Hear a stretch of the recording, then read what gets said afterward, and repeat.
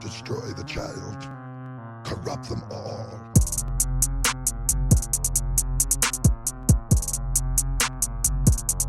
Make fun of me all you want. This is their plan, people.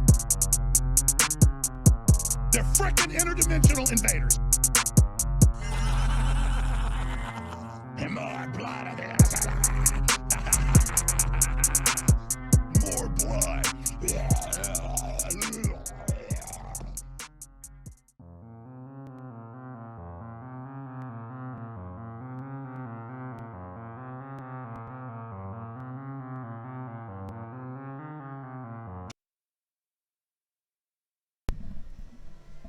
Bang! Let's go. Let's go. Brother Ryan, how's it going, man? You're not gonna have that Gary Glitter theme song? That My gang. Yeah, what a disgusting, vile monstrous predator. He is. What is? He was a sicko. 79, whatever the hell years old he is. Going back to jail. In jail. Yeah. Yeah. All right, so let's start then, Ryan, by you just reminding the viewers about what you do and your mission. And we're not censored, so you can say what the hell you want right now. Yeah, I'm a professional at getting banned. I heard you say your favorite topic, which is the Epstein saga. So it's one of mine. It's one of my backyard topics. And as you know, my YouTube channel was erased, and I've been kicked off all social media, starting with my work on September 11th. But then, I crawl my way back. I get banned again over something all the time. Epstein was definitely one of those things, because people keep talking about the client list, which I've had since 2019 at least. I've literally mapped it out for people, but I wasn't able to share it anywhere because I was kicked off Twitter up until January of this year, when Elon started bringing a lot of us back. And of course, I was kicked off Meta and YouTube and Vimeo and PayPal. And I got kicked off Patreon the day Maxwell got arrested. And she's really at the center of this web. So it takes shows like yours for me to get my head above water long enough to go, yeah, here's the list and here's the people on it. Because everyone's out there wondering. And what's sad is there's a bunch of fake lists, because what they do is they censor people who have the correct information, and then they amplify what I call the kook meter, where people put out just ridiculous stuff. It just lists of like celebrities and things, Tom Hanks and stuff like that. Or something lazy, where they just take something like Maxwell's Black Book, flight logs, and go, here's the list. Well, some of that is the list, but a lot of it isn't. Not every person they met and associated with was involved in white collar crimes or kitty fiddling. We could say it, raping young girls. A lot of people Epstein liked to collect because it impressed himself and others to try just have important people in his contact or be pictured with them. But not everybody they did that to took the bait. Some people looked at him, just thought, you're weird, you're disgusting. Like Steve Pinkerton did that, Eric Weinstein did that. They met him, probably got a photo with him at some point, but didn't fall for it. Saw what he was all about, the young girls bouncing on his lap, and just thought, this guy's a cutout. Some of the people who talked to him thought, he's not some financial whiz. He's not some theoretical physics whiz or anything. He's just a con artist. And they wanted nothing to do with him. Others took it hook, line, and sinker. So we can go over. Shaun and I, by the way, have been over this ad nauseum. And I counted it up, 9.5 hours and with no overlap, just going over new characters on his list in detail, which used to be on YouTube. And, they basically threatened to take away years of your life and all your videos if you didn't remove it. So I'm not saddened at all that you removed it. It's just, I wish it wasn't like that. This is one of the most interesting cases since JFK. Definitely. And you're talking about a massive international child sex trafficking, kidnapping, rape, along with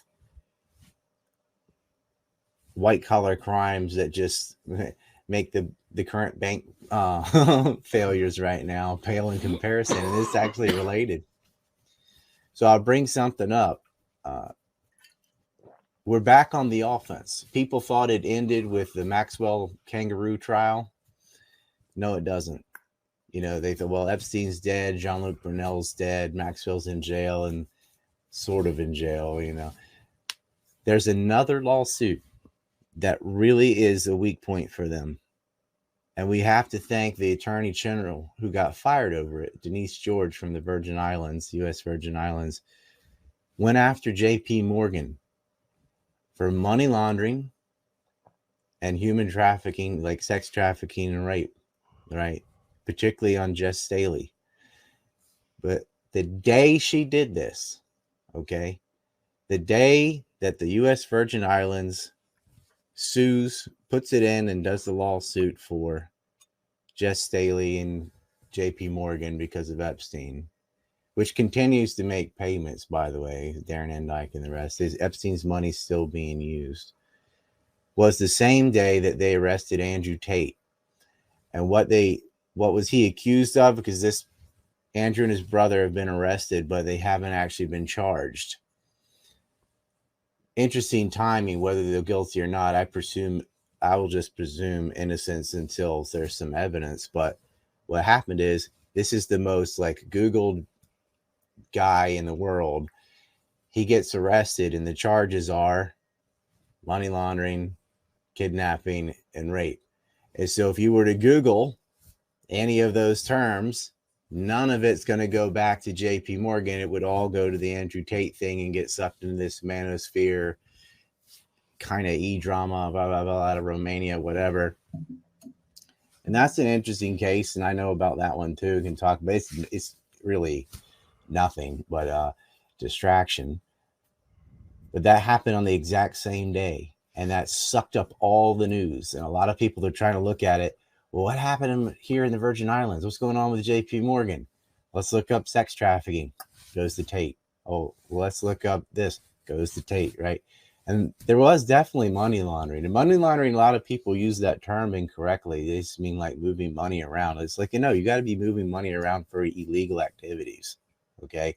Ghislaine Maxwell also tried to set up her own accounts at JP Morgan for recruiting services. This is how stupid this woman is. She actually said, for recruiting services. Recruiting for what, Glenn? Your procurers? But it's been great. Now, I mean, look, here's the list. If people want to see the list, we've had this out a long time. I mean, it's just pages and names. I don't know if that pencil's going to show up. And it's mapped out behind me. And I'll put that on my website, but for sake of time, we should go over to core players. Just let me remind them, your website is anti-neocon. Yeah, ANC report stands for anti-neocons. Because there's a lot of neocons on the list, too. Look, there's prime ministers, there's former president, there's senators, there's governors, and there's a lot of billionaires. And to me, I guess for most people, the more sexy part of the list is like Bill Clinton, Prince Andrew, stuff like that. Sort of well-known political figures or royals. Yeah, you got the book on it. But the more powerful people, even than a president, are these billionaires like Les Wexner and Leon Black, people like that, Mort Zuckerman. These guys cashing in billions. It's not the corporations, it's the donor class. And that would include the entire mega group, as well as people like Leon Black and Robert Kraft and Conrad Black and Glenn Dubin and these billionaires that help facilitate the whole thing, which includes some of these bankers, Jamie Dimon, Ace Greenberg, the people at Bear Stearns, right, Kane, and then obviously Jess Staley. And he is in hot water right now because I've been reading through it. I guess you've been reading through it too. They didn't redact that much. And what they did redact, you can deduce because there's so much information about this whole event anyway. that you're like, well, that's that person, and that's that, and it's sick, man. The stuff that he's got 1,200 emails with Epstein. All right. This is where they messed up bad, because they have Epstein's emails and they know who he was emailing back and forth. And a lot of these people are so arrogant that they didn't even hide it very well. Like Staley, for example, and this is going to make people throw up in their mouth a little bit, but he would refer to the victims, him and Epstein would nickname them after Disney princesses. Isn't that gross? Oh my God. In fact, when Epstein was, the first time he got arrested, he wasn't really incarcerated, just 1 day a week, right? The rest he would work. I guess he would sleep at the jail, but 6 days a week he'd go to his office in Palm Beach and continue what he was doing. Just Staley took a yacht to Epstein's Pedo Island, and he's writing them, yeah, I'm in the hot tub now with a glass of white wine and bleepity bleepity bleep. Hey, tell Snow White I said hi. And Jeffrey Epstein says, which character would you like next time? Staley's like, says, Beauty and the Beast. And Epstein jokes, well, one half of that can be done. Meaning not the Beast, just Belle, I guess her name is on the thing. And they had little princess dresses and everything. Whole thing for the fetish. So the underage girls or extremely young girls, little princess dresses for little cosplay. So they messing around on the yacht and they raping these women. And Staley's account, well, it's Epstein's accounts, but Staley's overseeing over at JP Morgan. Over 20 victims are paid out, because a lot of it was like coerced prostitution, right? Are paid out through Bear Stearns, through Just Staley. And if you look at the timing of when $2,000 or $3,000 would get sent to the same girl, is each time Staley comes to the island, another time when he was in London, it follows him around, right? So he get the particular couple girls he, I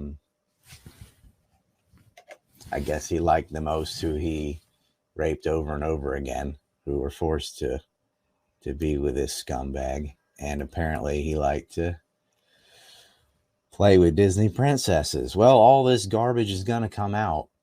And this has been known since February. But again, it was like the Andrew Tate thing sucked all the air out of the room. And that's all anybody ever talked about. But they were there, and others also were using JP Morgan the same way. They set up all these accounts and they're moving around. And it's small sums, because they weren't paying these girls very much. But it adds up. I mean, it gets into the millions, because there were so many women, and a lot of them got paid hush money, which they accepted, because it was a double whammy. It was like, here's money for your silence, and if you're not quiet, goes the violence. Very typical of this gang of people. And so I think this, along with the Deutsche Bank suit too, is where we're back on the offense, because we've got the emails, and he's bringing in more Zuckerman and others, or Leon Black has been bringing in more, because Leon's still in hot water. This guy gave over $158 million to Epstein. He was also a conduit for Epstein at MIT, with Joy Ito and I forgot the director's name. The one before that was doing the same thing.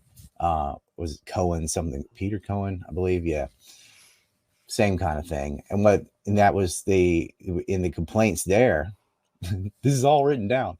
They'd say things like, "We just got money from Jeffrey Epstein. We can't. That looks bad." And they're like, "Oh, why didn't he do the Leon Black route?" Meaning, just donate to Leon, have Leon donate to us, right? Or Bill Gates, right? Or Nathan Myhrvold, right? Nathan Mulvard used to visit. This is a top executive at Microsoft with Bill Gates. He used to visit Epstein's rape mansion in Florida when Epstein wasn't even there. That's how tight they were. And all these people, they'd have dinners together, and this is sick. Stay late into the night, and they're inviting kids, like teenagers, over to the house. including one of the Dubin's own daughters. That's who Bill Gates said. Oh, a very attractive Swedish woman came over with her daughter, and I ended up staying late into the night. Like, I bet you did, Bill. You WEF weasel, right? And so he's donating on their behalf. In places like MIT, you could say, well, they just took the money, right? Well, I don't think MIT is that desperate. Harvard's not that desperate. Larry Summers and stuff, really, you need money so bad that you have to get it from Epstein, and you know it's from Epstein. And even when he's using a third party, he knew that they had those guys by the short hairs and that they were influencing on his behalf. And Epstein was flexing. He's like, yeah, I'm going to get the head of Apollo Industries and the head of Microsoft to donate for me. They do what I say. He must have got a real kick out of that until he got strangled to death. Right? Yeah, but so if I was to say, like, the core of this map behind me, this client list, there's a bunch of people you won't know. Like, they're not famous.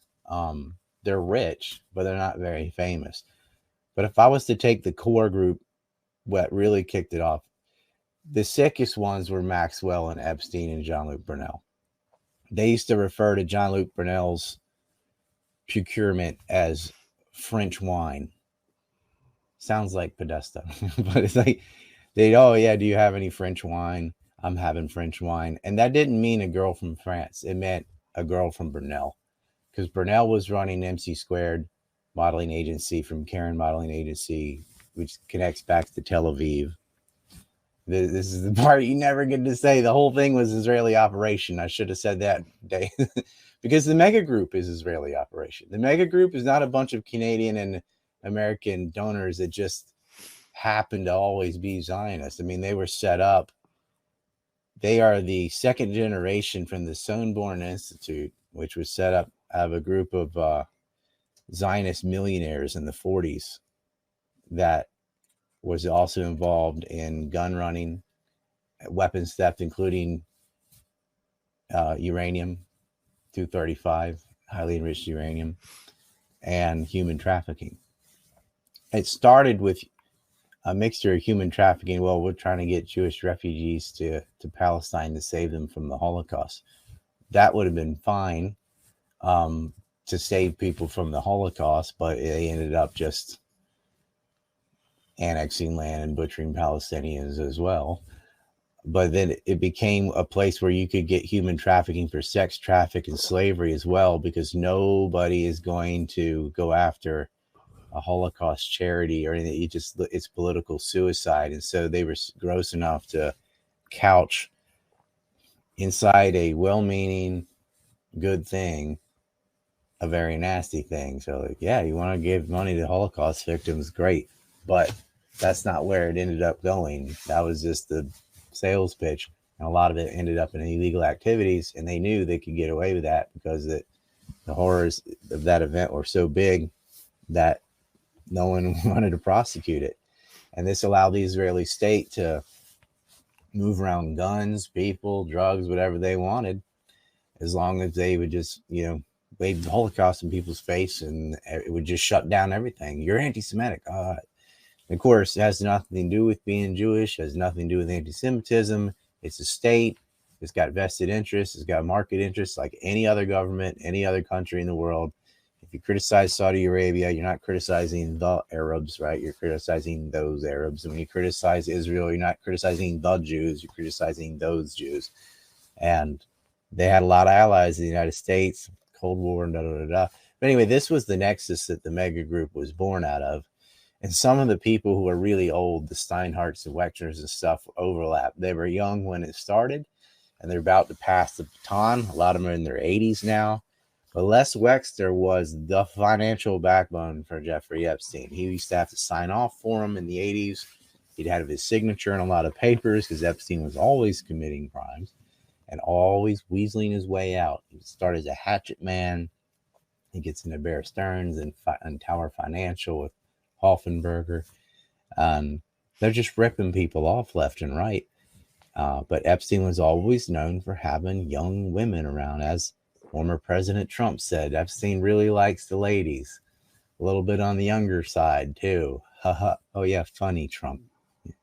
He must have known. Everybody that ever visited his properties it would have been willful ignorance to not know what he was doing. He really threw it in people's faces, topless girls around the pool and all that. It's not like you have to go up and ask him, hey, are you 15? But you gotta know. And it wasn't just Wexner and Brunel's models from Victoria's Secret and MC Squared and stuff. A lot of Brunel's models, by the way, even though he was French and they had a property in Paris, a lot of his girls came out of Ukraine. In fact, his last modeling agency that he opened, Mother Plus One, was out of Kiev, Ukraine. And those girls are in desperate situation because even before this current war with Russia and the civil war before that with Donbass, Ukraine has had one oligarch after another. It was 15 billion euros in debt. It's been run into the ground with corruption. People like Ihor Kolomoisky and others they call them oligarchs, but for a foreign state, I mean, their theft doesn't even benefit Ukraine. It's just personal embezzlement and procuring honey traps for Israel. And Brunel was grabbing a lot of girls. They'd take their passports away. They'd ship them to Paris and Tel Aviv, and then it later expanded to New York and Miami, and from Miami to Palm Beach, and then it was on. But it wouldn't have been possible without the mega group's money. And their kind of conduit for Epstein was Les Wexner.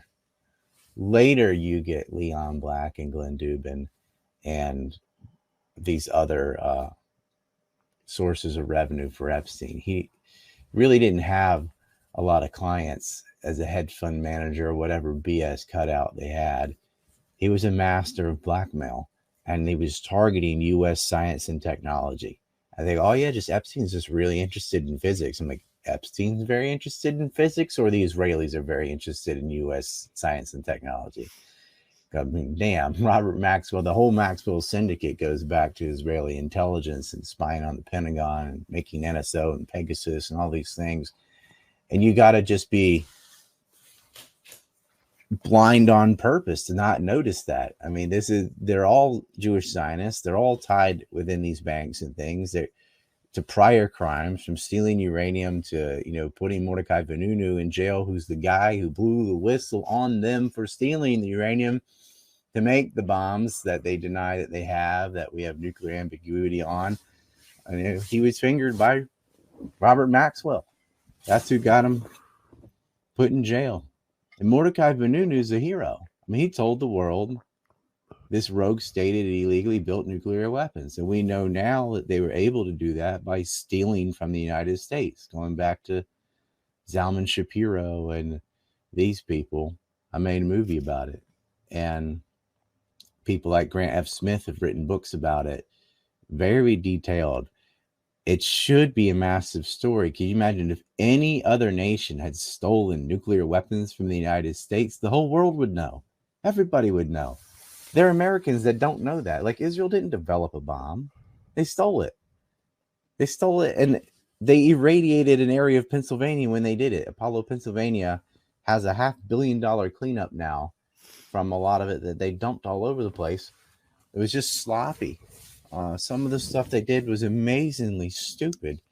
And yet, they're able to get away with it. The press is not interested in reporting on anything, any kind of Israeli crime. I mean, they can openly colonize the West Bank and annex land and bulldoze homes and shoot kids, and it's not in a single U.S. paper. It's not. They attacked Syria multiple times this year with missile strikes and murdered people in Damascus. Hasn't been on U.S. news, not even Tucker Carlson, and it won't be on U.S. news ever. But if Syria shot missiles into Israel, it'd be bigger news than the second coming of Jesus Christ. I mean, everybody would know if the Israelis got attacked. So they're allowed to attack and steal with impunity. And so this is how you get to the point where, hey, what if we just rape hundreds of little kids? Americans won't report on it. And they're right. It never led back to Israel. They never went after his financial backbone. He got 3 chances before even Epstein himself was put in jail, and he was replaceable because he's a cutout. They already have another Epstein. They already have another HQ in Cape Cod, and they're already doing the same stuff they're doing before. And it's like, well, and some of the same people involved. And so Epstein was just replaced. But it's hard to replace a Les Wexner, right? The Israeli state's not just going to hand Epstein money, right? But a billionaire can do it on their behalf through a series of his businesses, because he'd never be in that position if he wasn't getting state assistance in the first place, right? So we've got the list. We've got the documents. So what's going to be the next development, Ryan? It's going to be right here on the top left. It's going to be pulling on Jess Staley and trying to get him to flip on other people. Because when these emails, people have written about them. Some, there's still people on this. But it's this suit from the Virgin Islands is going to be the yarn that they pull on that unravels the whole sweater, I think. Not a lot of people are going to come running out to defend JP Morgan, especially right now with banks collapsing. And when you look at these banks collapsing, well, what a coincidence, right? Silicon Valley Bank moves out $1 billion to Israel the day before it collapses, and their own internal executives are selling stocks and gave themselves bonuses, knowing they don't even have money to cover deposits or anything. But $1 billion goes to a foreign state, then it collapses. 90-something% were uninsured because it was over $250,000 per person. And so what'll happen is the Biden regime will bail out the depositors, but allow anybody that had stocks or speculators to just fail. But they'll keep it solvent enough to where, like, okay, well, if you need to go get your money out, the American taxpayer is going to basically foot the bill for that. But then you had Silvergate, which was tied to FTX, which again was the Israeli state, and they blew that up in the crypto market with Sam Bankman-Fried and Ellison and these people. And where's all the FTX money gone? It's Tel Aviv. I mean, the whole thing, they were moving money to Ukraine. I mean, Ukraine and Israel are tied at the hip, like they have been. The whole thing, because Putin kicked the Jewish oligarchs out of Russia, and a lot of them fled to Israel, the UK, and Ukraine, and never stopped their operations. They want him dead. They want regime change in Russia because Russia stood up for Syria. Russia stood up for Iran. Like, their nuclear scientists went there. They sold S-300s to the Syrians, turned the war around there. Because Syria was supposed to be like Libya. It was supposed to be a quick toppling of Assad the way they did Gaddafi, and they used proxy army and ISIS. But it didn't work because the Russians gave them air defense. And Bashar al-Assad, he gave this really great speech back in like 2012 saying, the first attack was on our air defense systems. Why? ISIS doesn't have an air force. Why are you going after the AA?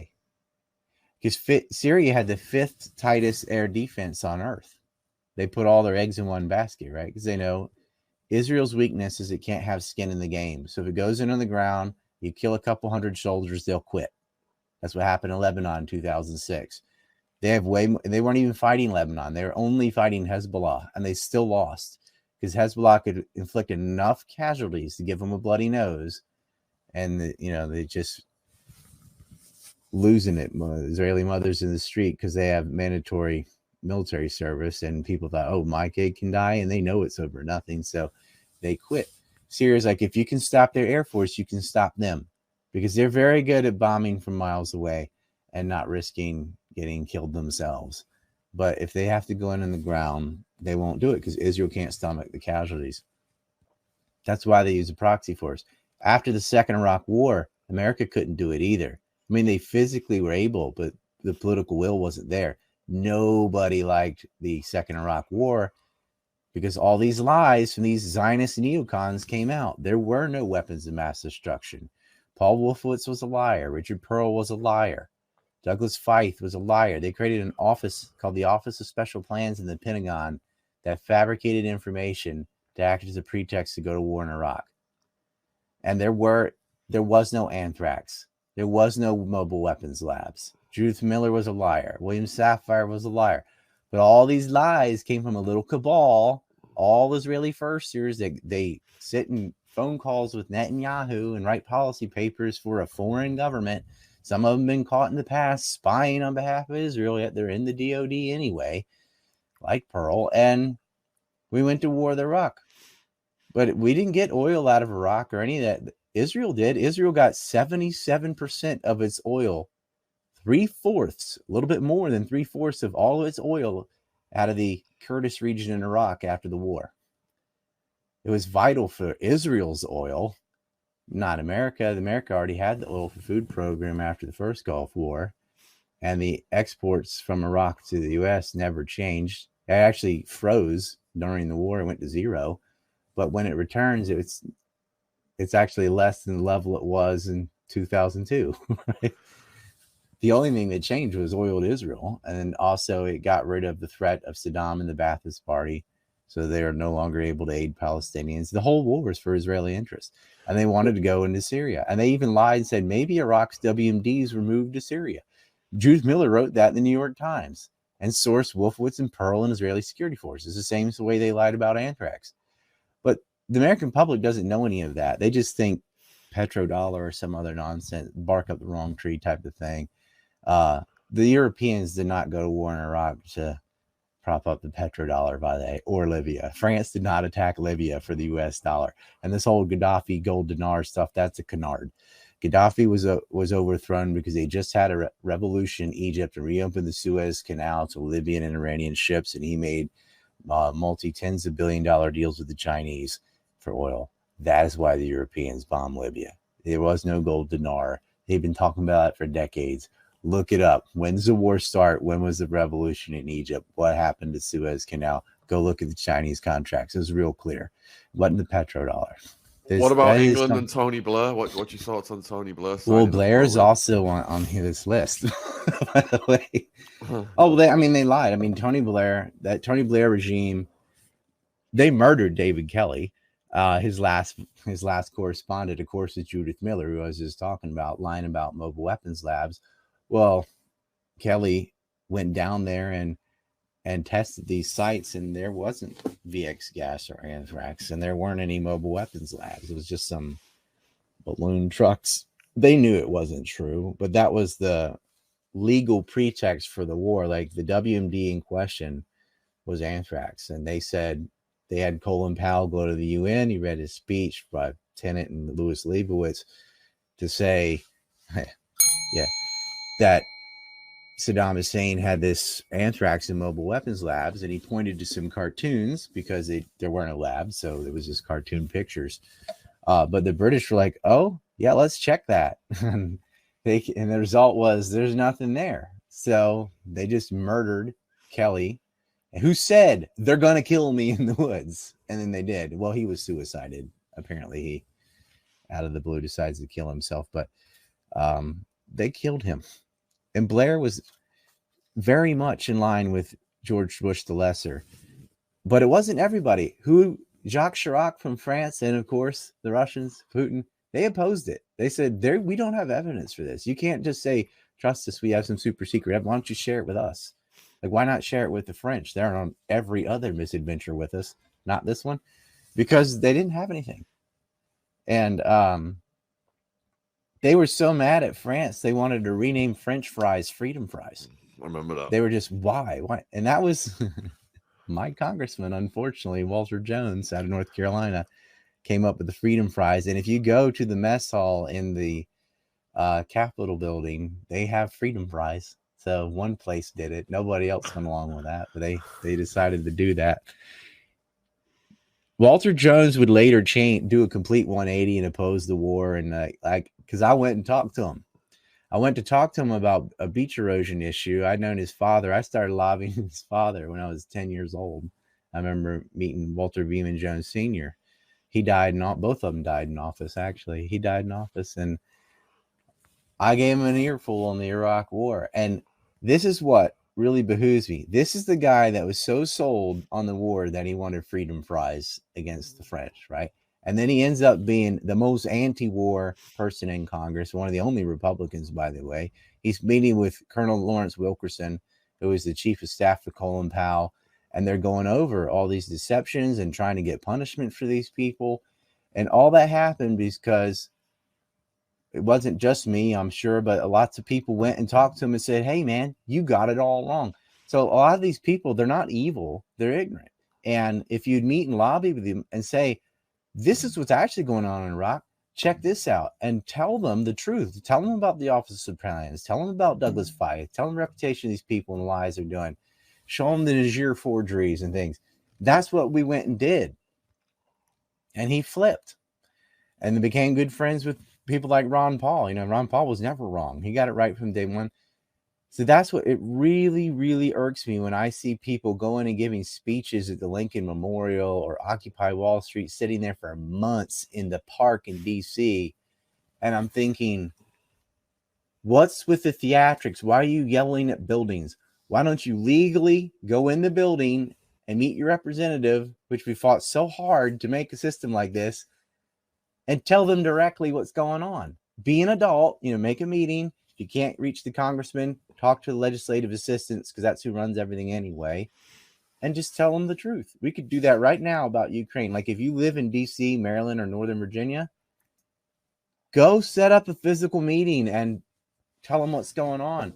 We have all these brilliant minds that waste so much time on Facebook and Twitter and whatever, YouTube, that live in that area. And I don't, for the life of me, I don't understand it. None of them have ever lobbied.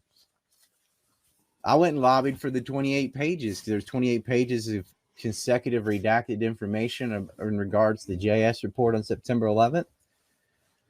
I flew all the way from Japan to go there and lobby, and guess what? We got them, right? And I'm just so mad that someone else doesn't just go do that lives over there.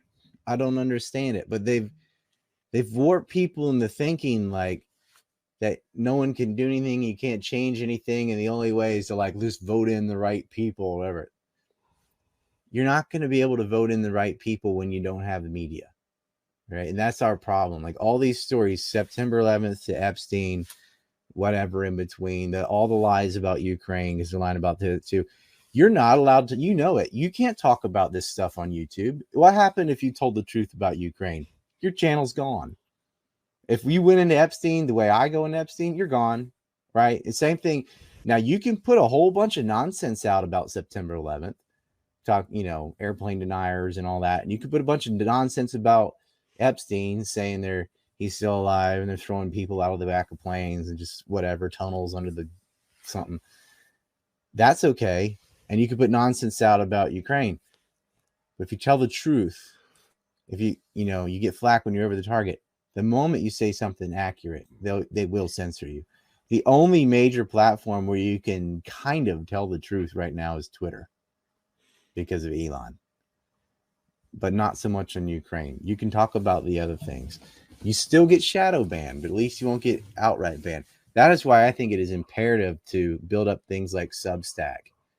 It was embarrassing to me when Cy Hirsch, who broke the story on the My Lai massacre and Abu Ghraib prison, Watergate, all these giant stories, publishes his piece on the Nord Stream bombing, which they said Russia bombed their own pipeline.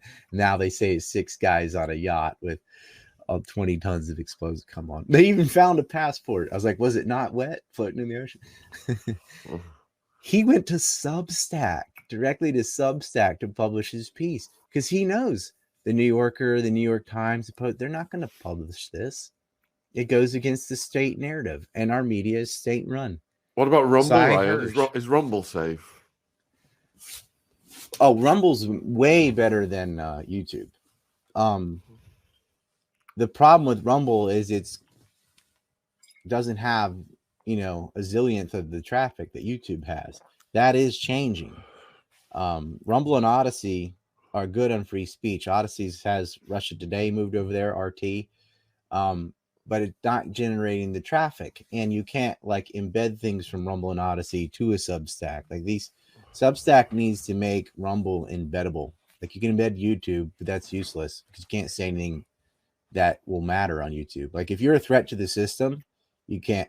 Like you can talk about Ukraine on YouTube if you only talk about like the battle tactics and what happened in Bakhmut or whatever, right? You can talk about who took what territory, but you can't talk about why you're in Ukraine or any of the political stuff or you're gone, right? And everyone knows this. So you can do that on Rumble. There's a couple topics you can't talk about on Rumble, but mostly you can talk about Epstein on Rumble. You can talk about Israel on Rumble to a point. You can talk about most things. They don't care. It's going to be up to us to build Rumble up, though, because Do you have a Rumble channel? I've got a Rumble. I was actually suspended for 9 weeks, but I did my appeals and I was returned. So early Rumble was kind of scared, right? But once they ban someone, they realize, oh, well, no one's going to use Rumble because you're just doing the same things as D Live and a lot of these other upstarts. They're just going to censor as well. So bringing me back, I think was very good on their part because they're like, look, even Ry4n Daws0n's allowed to talk, so you know it's safe, and that's a good brand for them. Why did they bump you? If I'm on there, then anybody can be on there because I'm always the first person to get kicked off of stuff. For what? Because I'm accurate. I mean, like nobody has the original work that I have. There's a lot of people that know September 11th, but they know it because of me. Like that whole thread on the dancing Israelis and all that, I did that. And a lot of stuff with Epstein. When I'm quiet, the whole thing's quiet. As soon as I come out with a burst of information, suddenly everybody's saying the same thing, but nobody credits. Not nobody. Some people credit, but some people make their whole career off of pilfering my work and never saying my name. When you're a threat to the system, you're gone. And there's other people just as toxic as me. You know, even very established journalists like Cy Hirsch, they knew. I mean, there's people more that get in more trouble than me. Obviously, Julian Assange, Ed Snowden, or Gary Webb, someone like that. I mean, they'll kill you. Part of my protection is living in Japan. But, you know, when you are a real threat to the system, they're going to erase you. And there's a lot of people that face a lot of censorship. And when they go after, their main two attacks are kookification or bogus accusations of like racism or anti-Semitism or whatever, because they know they don't have to be true. Like if you say that person's out, right? Because no one wants to be associated with that, right? And I mean, I agree. I think racism is abhorrent and dumb and all that, but I don't want it to be censored because 99% of the time that person isn't racist. Everyone just gets called a Nazi for the little, and you disagree with the left on anything, like, oh, you think there's only two sexes, you're a Nazi, right? It's just a bogus term now. That doesn't mean there aren't some actual neo-Nazis. There are. They're in Ukraine getting money from us right now. But it's such a rare thing. But the accusation of it is everywhere. I mean, you go on Twitter, they just throw that out there constantly. And, you know, if the ADL or Anti-Hate Canada or some of these actual hate groups and defamation groups gang up on someone, they can just slaughter their reputation and prevent them from appearing on shows and prevent them from getting guests. And so their work will always be in this sort of underbelly of the internet, because once the ADL has branded you, you're kind of done. But the ADL is a far left Zionist hate group that really doesn't do any anti-defamation. It's just defamation. The only thing they ever concern themselves with is promoting the agenda of the Israeli state. They're not advocating for Jewish culture or anything like that. They're not going after actual anti-Semites.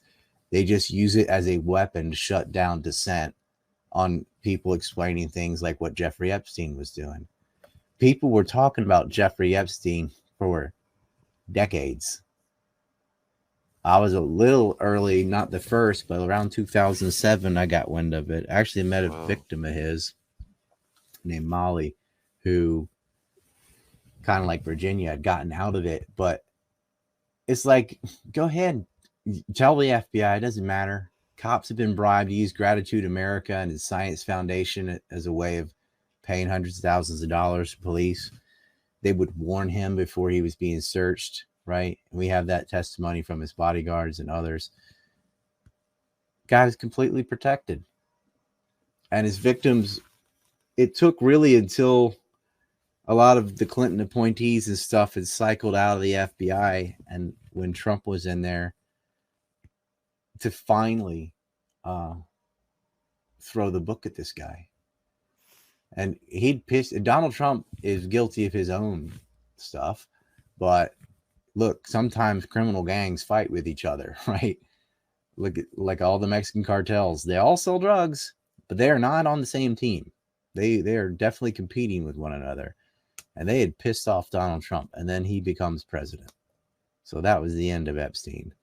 And Burnell too. I mean, he kills himself in prison. They did not have non-working cameras. They just even bothered putting cameras there. So that was the end of him.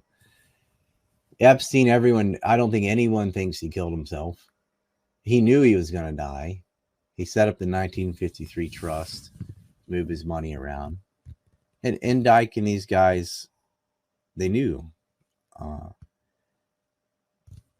They knew that. What about the financiers you mentioned earlier, Black, Wexner? When are they going to get their comeuppance? Well, Leon Black's in his own scandal for rape independently. And Wexner, man, I wish, but he's in the mega group. So it's not just his donations, it's all of them. It's Steinhardt and Spielberg and the rest of them. They have collectively a lot of money that they pay politicians. And he's in his 80s, and he has been accused of sexual harassment, and his name's been dragged through the mud, and his businesses are failing because of his woke agenda, like fat model Victoria's Secret and stuff like that. People need to boycott LL Brands. Just flat out, do not buy anything that is associated with Les Wexner. That's the way, if you want to, like, what can I do?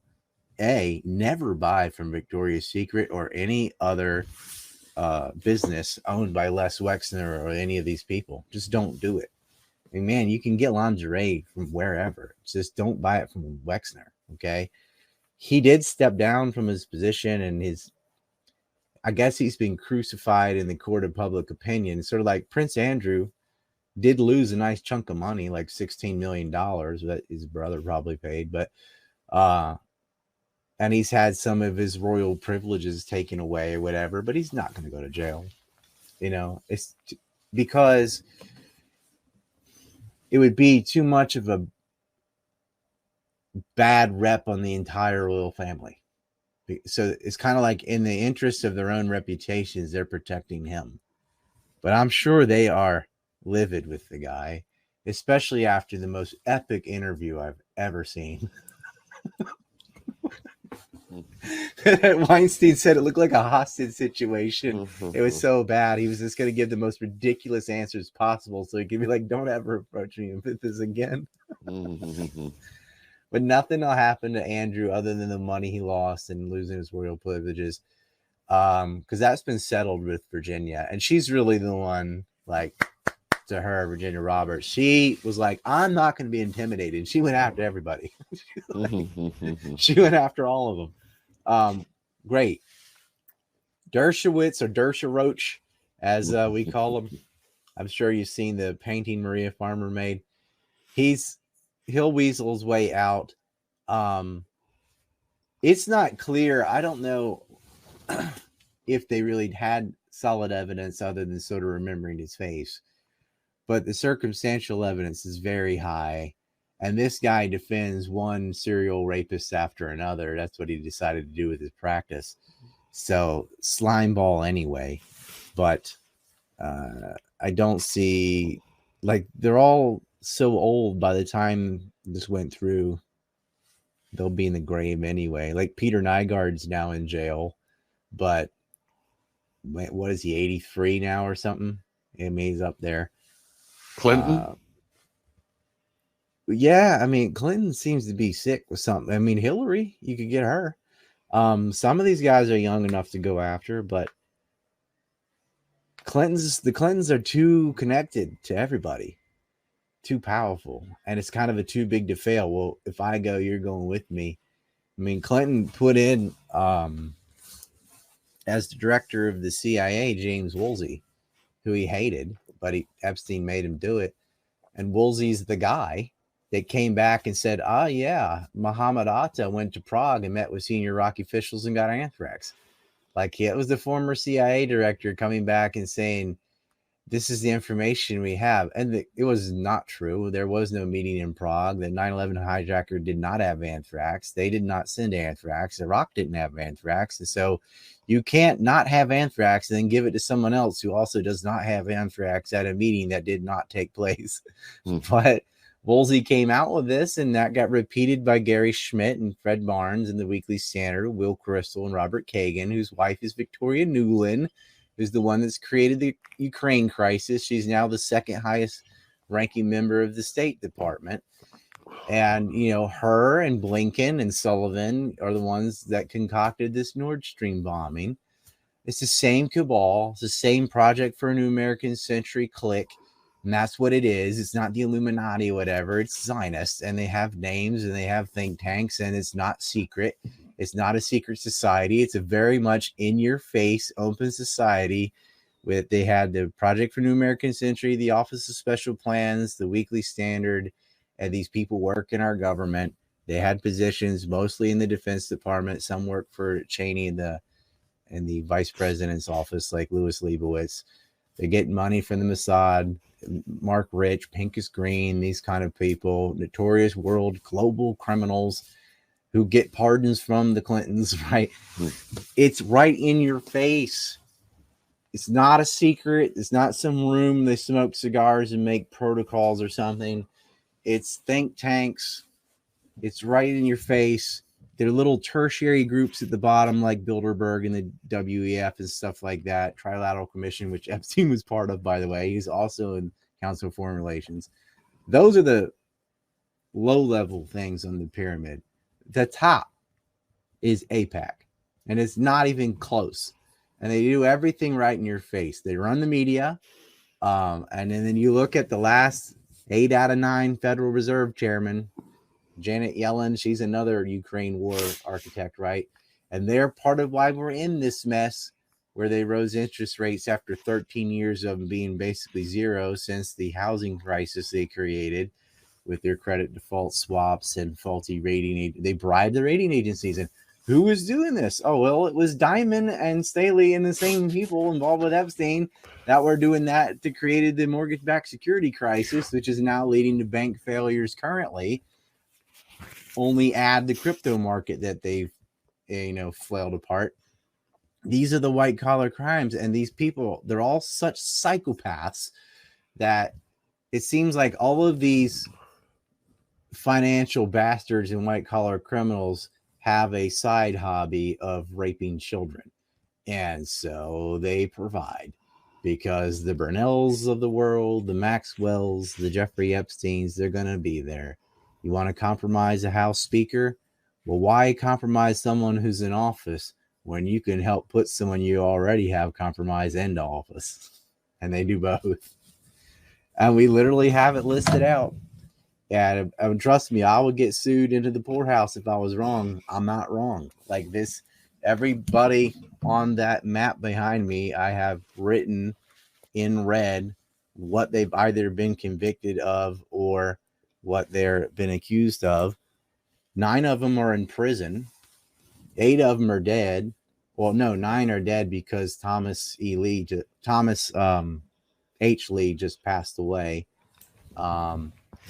Suicide, shot himself in his apartment, apparently. And let's see, I'm looking up his underling, because he had a guy that helped facilitate the liquid funding scandal that Epstein did with Bear Stearns Ireland Limited, where he was they were just moving toxic assets around. And James R. Burritt, that's his name. He was involved with that. Now, that doesn't mean he's a kiddie fiddler, because some of the people involved with Epstein were just white-collar criminals. But if you were gonna do a Venn diagram, right?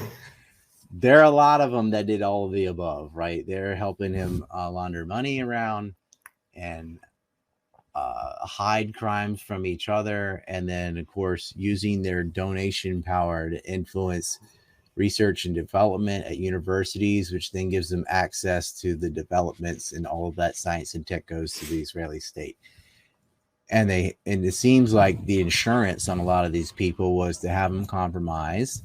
And they filmed everything, by the way, secret cameras in every room, every girl involved that says, yeah, they've got control room. They filmed, the whole house is bugged.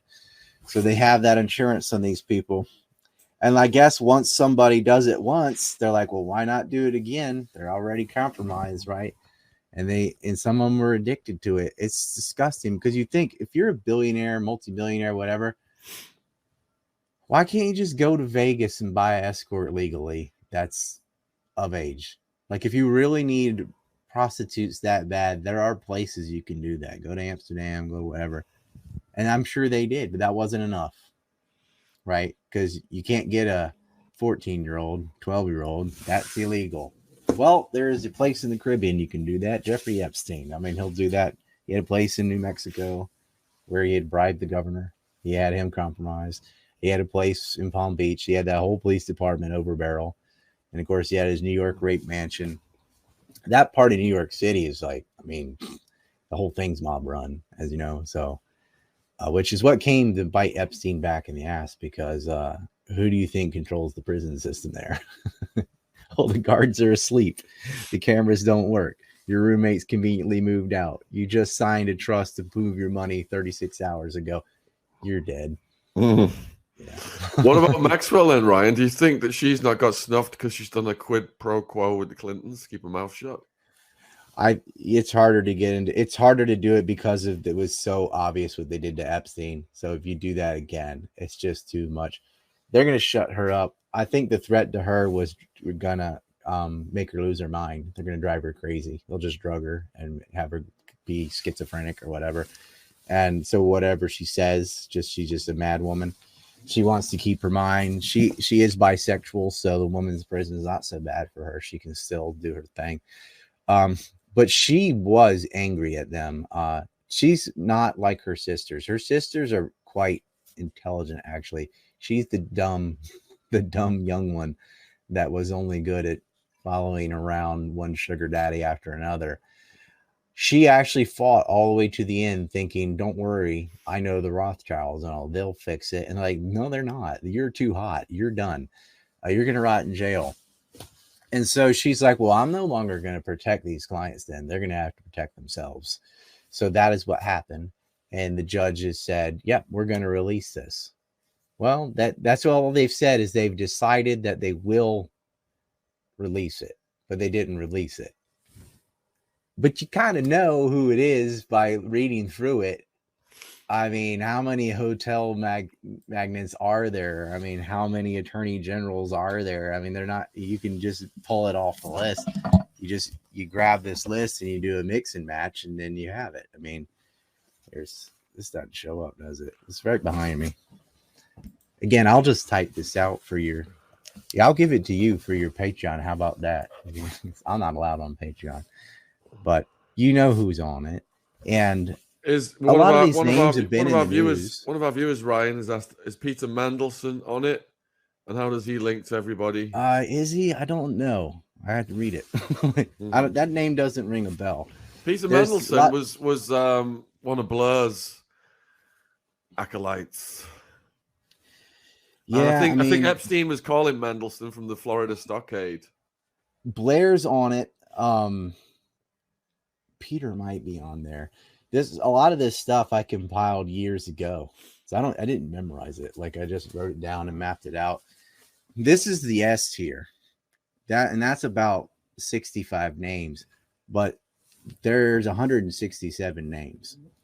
And then I think that would, if there's a lot that I'd like to put on the list that it's like, like Woody Allen, he adopted as somebody he ends up marrying. He's hanging out with Epstein, but there isn't any evidence like dead to rights that he raped one of Epstein's girls.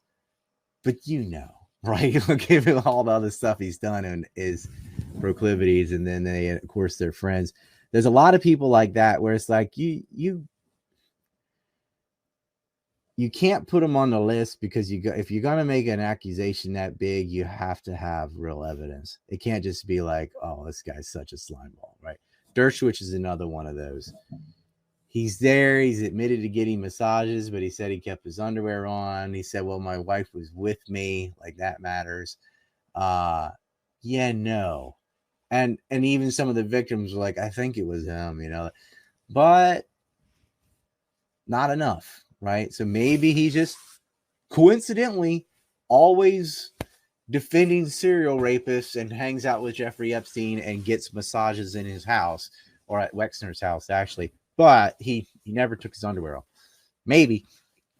So if you were to add all those people that have all these like emails where they joke with each other and stuff, the list would be a lot bigger.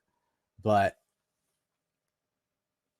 for this journalist's sake, you can't put them on the list. Now I can make a second list to say suspected or something. But yeah. There's a lot of people involved in the white collar crimes that might not have known what Epstein's other business was. Like, people will steal. A lot more people are willing to steal than rape. But his core group is doing both. We've had a few questions come in, Ryan. Let me just, let's see. So from Matthew Steeples, many of the people I know who were on the list have told me they've only ever met Maxwell and they did not know Epstein. They were horrified to be on such a list and surprised even. One lady hadn't seen Maxwell in over 15 years. Is that an experience you have found, Ryan? Not with my list. Like, when he's saying the list, it's that stupid list that went all over BK and Twitter and stuff that has like Tom Hanks and DiCaprio and all these people. It's just some bullshit QAnon list. And so the people are like, oh, all they did was someone was just lazy, went through the black book and just grabbed all the names, found the sexiest names and made a list. Okay. A lot of people on that are innocent. Just because you got your picture with them, like Elon Musk or whatever, or just because you flew on a plane does not mean you had anything to do with his criminal enterprise. And it pisses me off that people are so lazy that they're just grab the flight logs and be like, I got the list.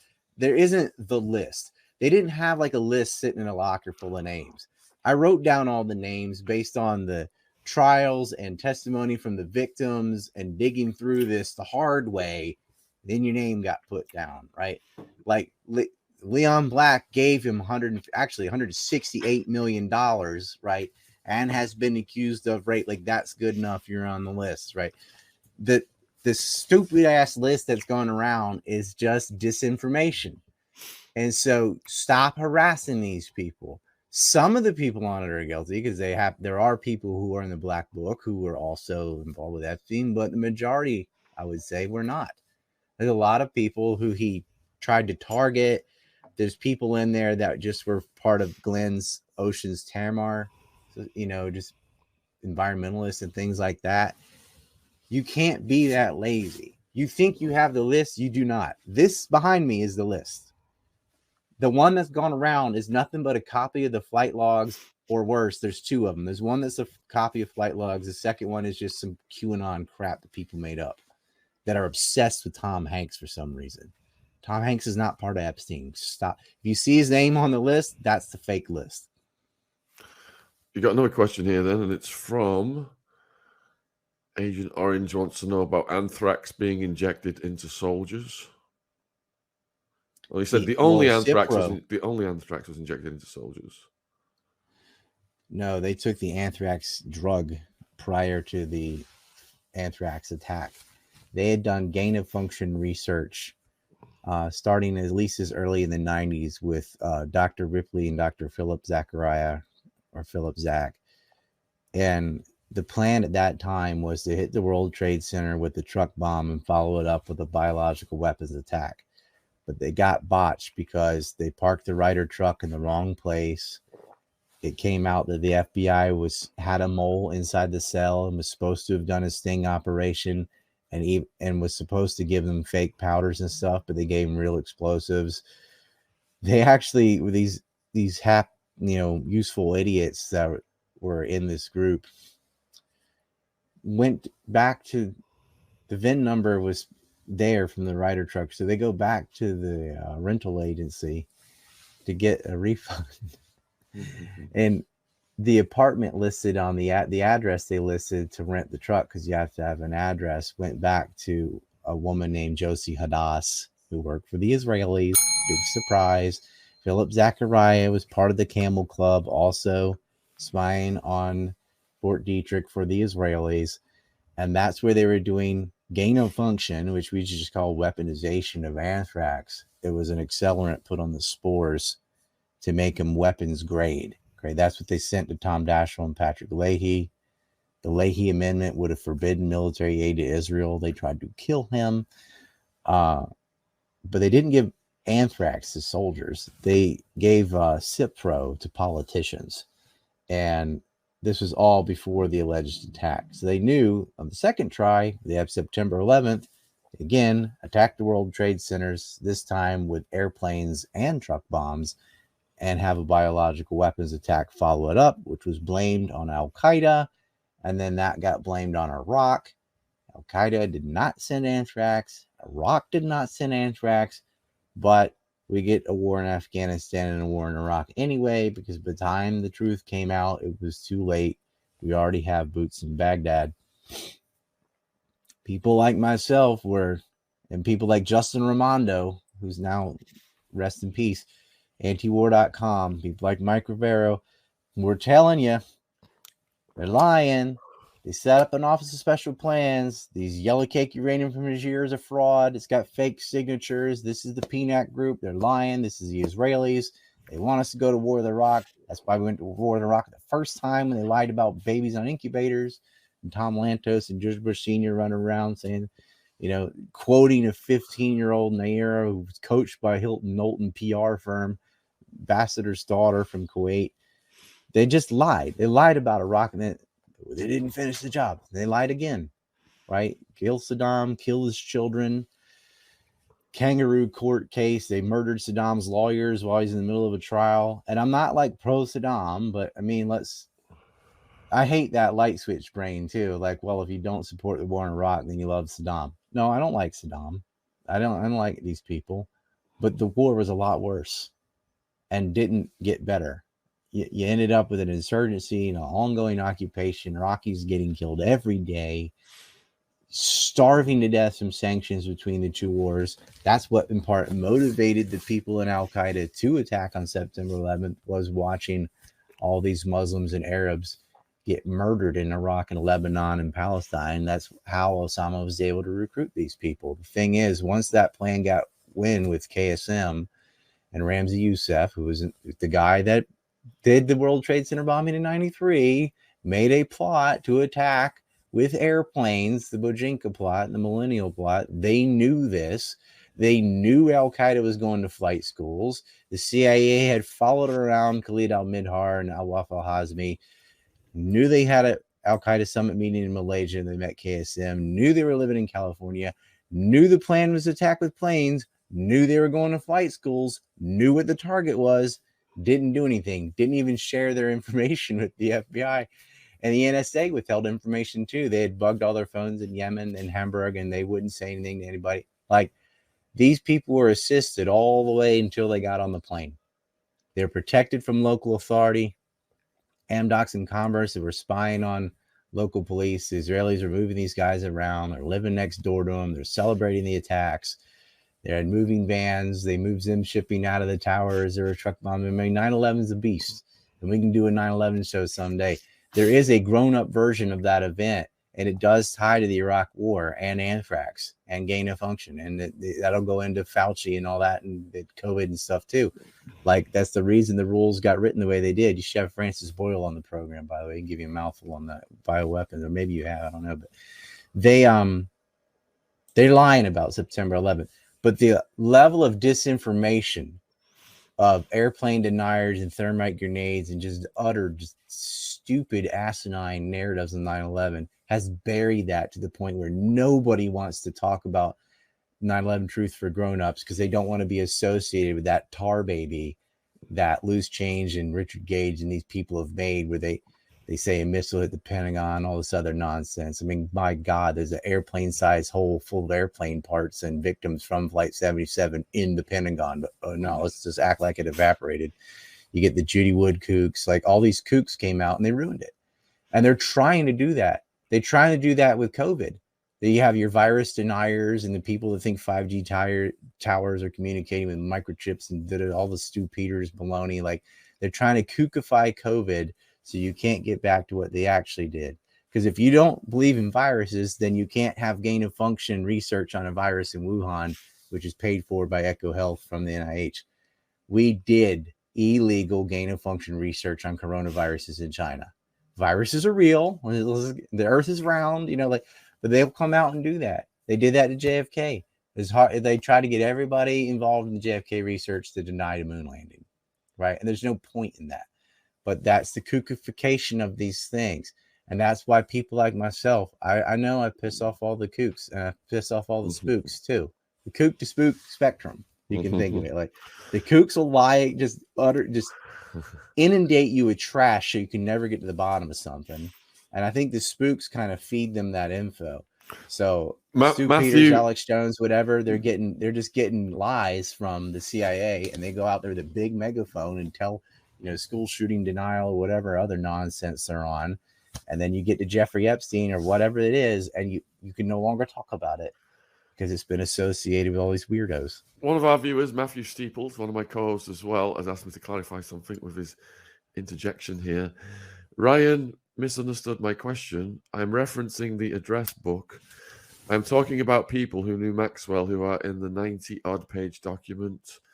I'm not referencing Twitter lists. Please, could you point this out to Ryan? The people I know on the list I mentioned were in many cases surprised. British aristocrats, business people, etc. They did not know Epstein, but they did know Maxwell, but had not seen her in years. But isn't that because the list it wasn't ever Epstein's list, it was Maxwell's list. He was the money man. Maxwell's list, and that's exactly what I said. I didn't misunderstand anything. The Black Book is not the list. That is a list. It's not the list. That's just all of her contacts. And people have grabbed the pages out of that Black Book and just copied them in and made what they're calling the client list. And all it is a copy of that book. And it is wrong. And that's why they're surprised, because they're just regular associates, most of them. Right, we've gone into overtime with Ryan. Huge thank you for spending so much time with us. Do you want to tell everybody then where they can find you and support you, Ryan? ancreport.com, and I have a Substack, Daws0n, and I tried to make a discount code for this map. I couldn't get it to work, but that's up on the site right now. If you buy an Epstein map, we've got a Biden crime map too, but that's what finances all the research into this mess. Like, these people are raping kids, and they ripped off billions of dollars, and this ought to be a huge story. It's not dead yet. We've got the lawsuit with JP Morgan, and I'm motivated to continue to dig into it and at my own peril, as long as I can appear with guys like Shaun Attwood. It's worth it. We all pay a price from censorship and financial hardship for tackling these issues. I've lost an enormous amount of money because I say the things I say. I'm not allowed on anything, and that's hurt me. It's hurt my family. But from a moral point of view, I feel like you have to do it.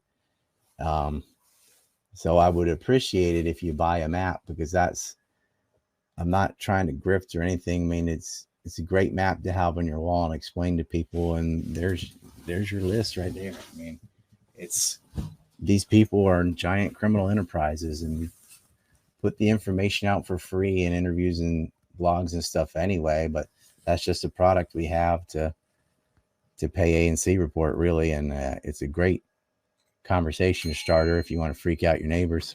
Have that up on the wall. But it's been updated too. We had one in 2019. We updated it in 2021, and that's for sale on my website. And we've got a lot of interviews about Epstein with Attwood and Jackman Radio, and Tim Kelly, a lot of people, Corey Hughes, we've gone over Epstein, and this is still an ongoing thing, and it's not over. Jess Staley's in hot water. Little Miss Disney princess fetish.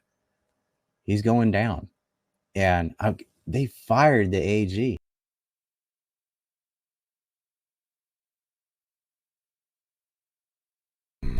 There you go. Let's see. Bravo, right? Oh, not that. All right. Questions. Let's look. I don't have power chat, and I didn't do entropy today. Shout out to Sneeko, though, for retweeting this. That was cool. Of course, shout out to Shaun Attwood for having the balls to let me on. Talk about the list that's behind me. I cannot stress this enough. Like, the people that took the black book and just extrapolated the names out of that and then posting that everywhere saying this is the client list. No, it's not. That's the black book, and there is some overlap there. A lot of people in that book would also be on the client list, but a whole lot of people would not. This is the actual list. And I've got notebooks where I just alphabetized it. But this one tells you what each person did, the companies they're related to, and so on. I just... The kooks, man, they're getting on my nerves. They ruin everything. I don't see any on Rumble. I see none on Odysee. And none on Power Chat. So, I'm going to go. Have a great day. Peace. Hope, I really hope we can pull on Jess Staley and get him to flip on some of these people. Mort Zuckerman and the rest of them. Like, they cannot be allowed to get away with this. And I'm convinced that's why they arrested the Tate brothers, who just saturated Google with all those terms so you couldn't get at what was going on with JP Morgan. They're going to keep them 180 days. Sucks for them.